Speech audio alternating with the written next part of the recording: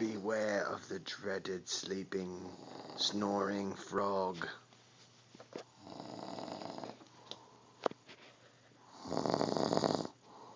As you can see, he's very loud and very tired. His drink is still not empty.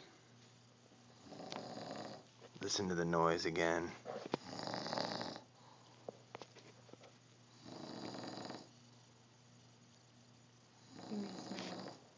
We tranquilized him.